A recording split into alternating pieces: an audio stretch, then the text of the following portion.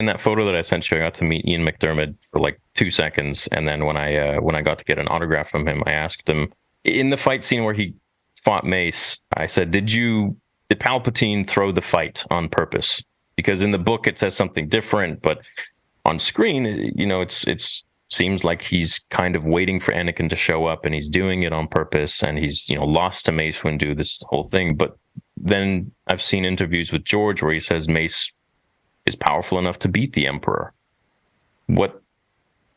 No, no. What do you make of this? No chance against Palpatine. Okay. Sidious, no chance at all. Okay. So this was all just a brilliant plan.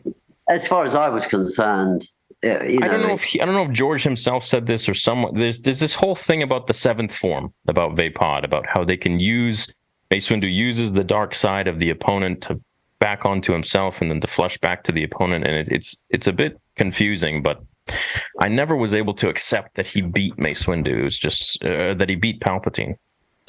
No, it wasn't on my. On your anything watch. I thought. No, it was just Palpatine utterly in control of everything as usual.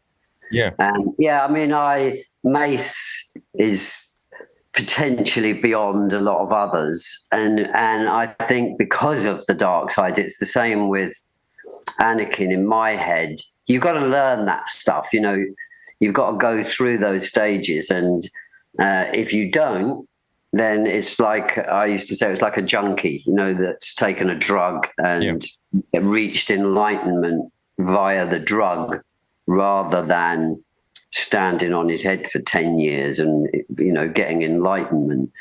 And I think Mace, when you look at Mace and Sam, just the guy, because you have to go with two, the character and the actor, there's a darkness there anyway. There's something that's happened with Mace that's turned his lightsaber a bit purple. And so, he's certainly more deadly than most of them.